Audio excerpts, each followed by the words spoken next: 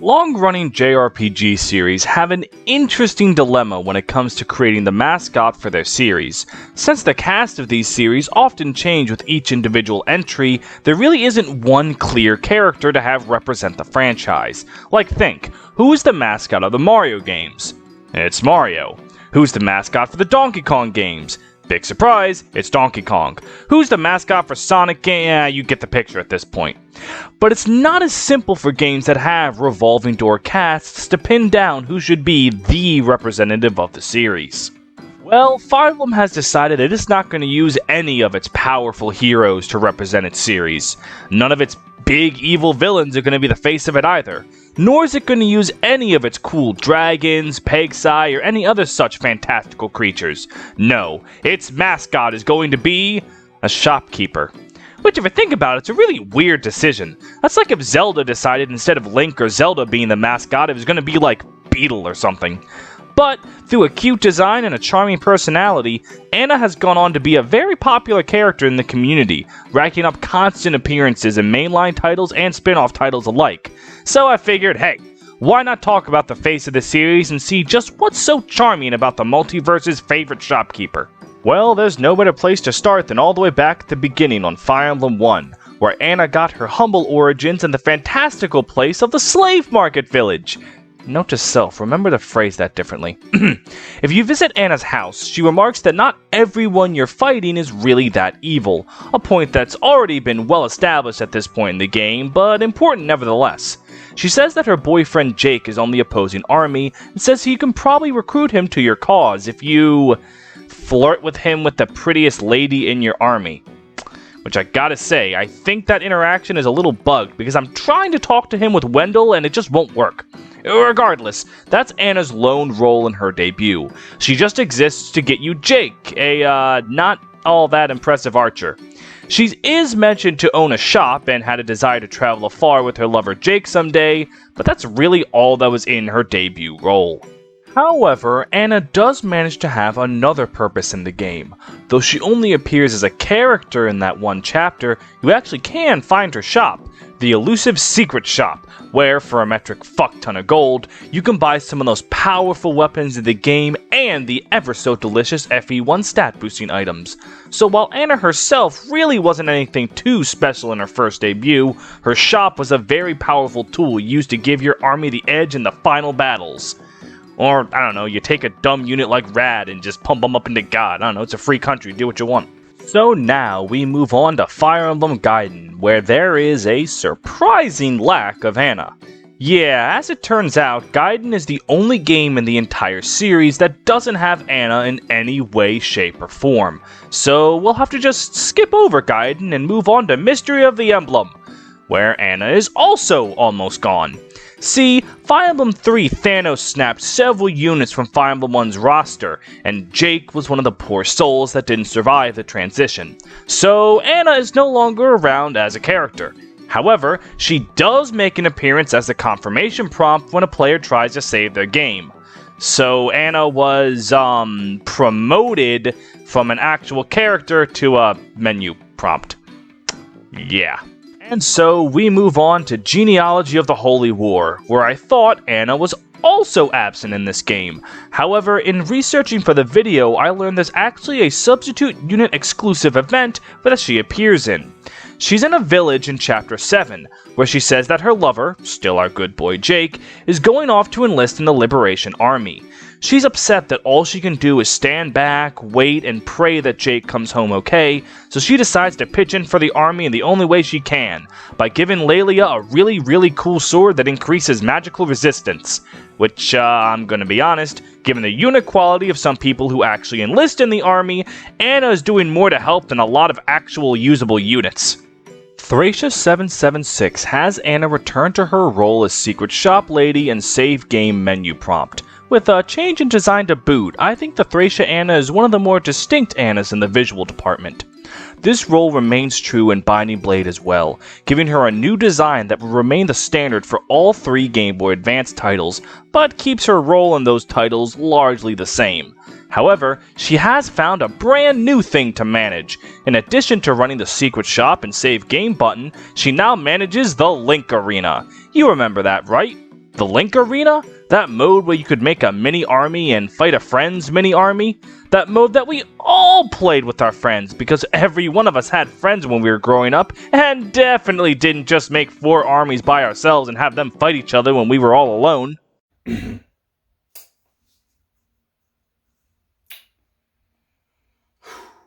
In Fire Emblem 7, however, Anna makes an appearance as a character yet again in the Gaiden chapter Port of Baden. Visiting the inn will have a player talk to Anna, where she will explain that if the player doesn't try to fight Fargus's men, they won't try to fight you, and you can clear the entire map just by sneaking around the pirates. Advice that literally no one follows because those pirates are a juicy lump of experience points. And hey, Jake is back, sporting another new design as now a pirate of Fargus's crew, but still Anna's lover. But yeah, that's all Anna amounts to in the Game Boy Advance games. The secret shop lady, and now 2 menu prompts. Look at her moving up in the world.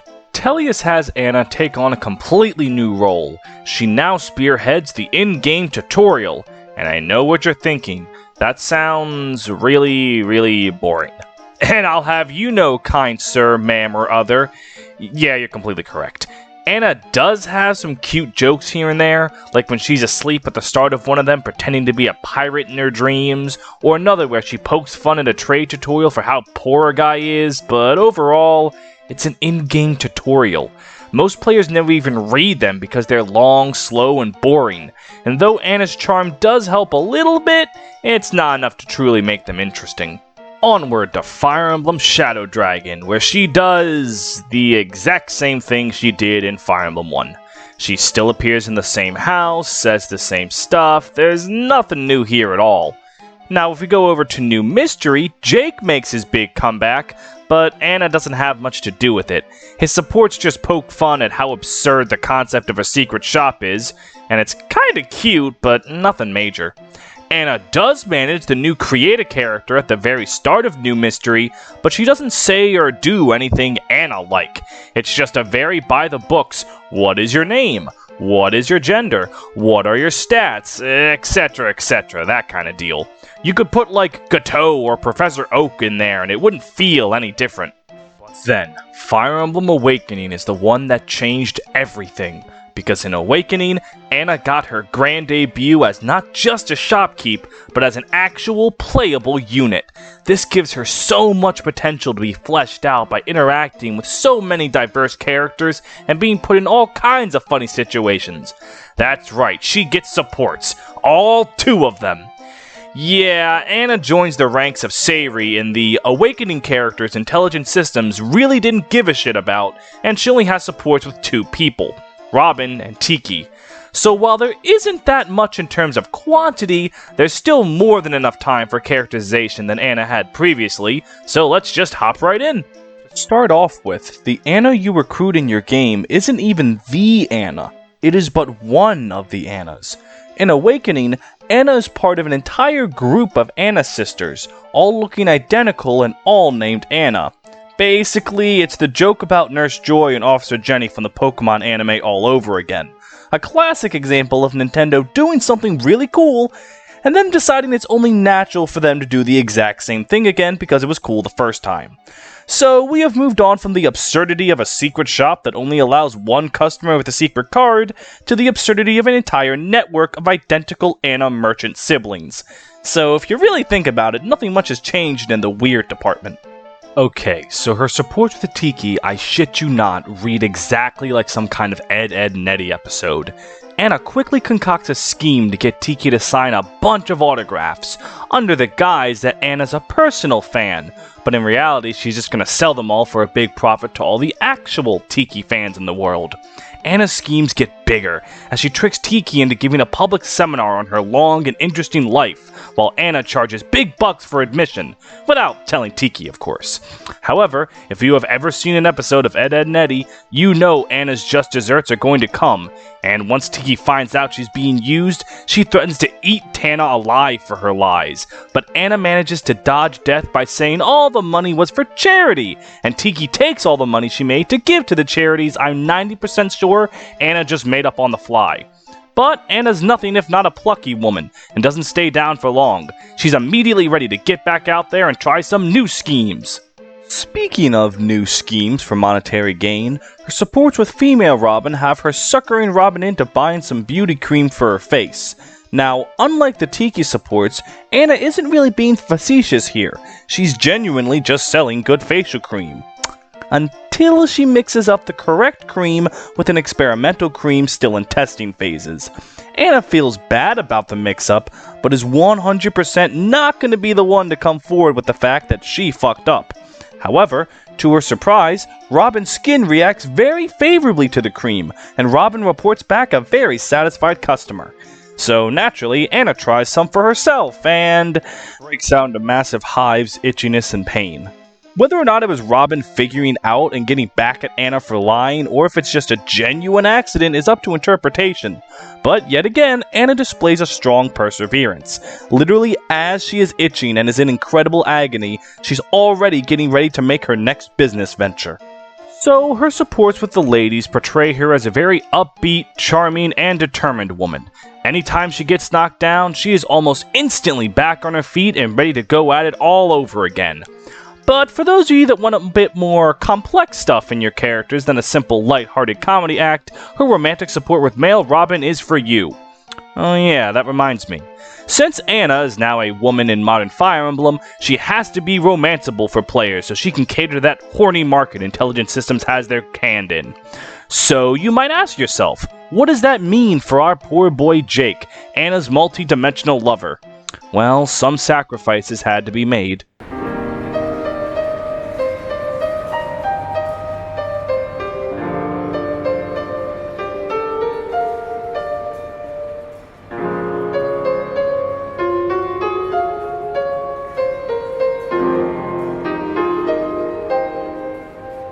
Anyways, so male Robin approaches Anna with a concern that she might, in some way, be a little too obsessed with money. He remarks that money can't buy her everything, but Anna disagrees, saying, quote, "Well, everyone says that, but it's not really true. Money can buy loyalty, it can buy safety, power, strength. Even love is for sale if the price is right. Even the noblest of souls considers finances when looking for a partner.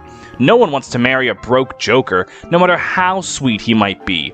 Or say there was this girl you were completely in love with. What would you do? Take her to nice restaurants, buy her expensive gifts? That's money at work right there, and there's nothing wrong with it." Robin finds that while Anna might have a bit of a point, he thinks that such an outlook on life is kind of really depressing. Anna doesn't disagree that it's not exactly the brightest of outlooks, but she says, quote, "I'd love to live in a rainbow-sprinkled world where money didn't matter too, but it's important to be realistic about things, even when reality isn't that pretty." It makes her a bit different than those greedy for greedy's sake characters like, say, Scrooge McDuck or Eugene Krabs. Her greed is out of a belief that it's required for her own happiness. It's not much, only a single conversation, but that's really all you need sometimes to contextualize an entire character. And personally, it was enough for her to be my own S support. Yup, Mr. Steve McMS Paint loved Anna way back when he was... how long ago did Awakening come out? 8 years ago! Jesus way back when he was 15 years old, and now here he is 8 years later dedicating hours of his life into a video for her on YouTube. I don't know if that's a sign of progression or regression. But you know what is a sign of regression? Anna's appearance in Fire Emblem Fates! Sporting a new design that's infamous for the artist not knowing how to count how many fingers are on a hand, she's not even playable in the base game. She is for money paid DLC, where she's back with the exact same gimmick as before. She is not one Anna, but instead a collective Anna sisterhood. And that's about all you need to know. Her recruitment chapter has the exact same premise as the one in Awakening, and she has less supports this time, only supporting with the main lord, and her supports are just not nearly as interesting or as funny as they were before. Her female Corn support has her considering changing her name, as she is, understandably, sick of having the same name as her endless supply of sisters, but she ultimately sticks with Anna because apparently her parents gave her a pronunciation that's unique to her, like one sister is called Anna, one is called Anna, etc. And in my opinion, that joke just doesn't have the same payoff as Tiki threatening to eat her or Robin accidentally, or on purpose, poisoning her face. And her male Corrin support is about how gullible Corrin is, a truly earth-shattering revelation. Maybe this version has her fans, but personally, I don't really see it. I think Fate's Anna is just one big letdown. Alright, moving on to Fire Emblem Echoes, and big surprise, the remake of the game with no Anna has no Anna. Yeah, not really anything to say here. Moving on, at last, to Fire Emblem Three Houses, where... look. This is Yuritsa.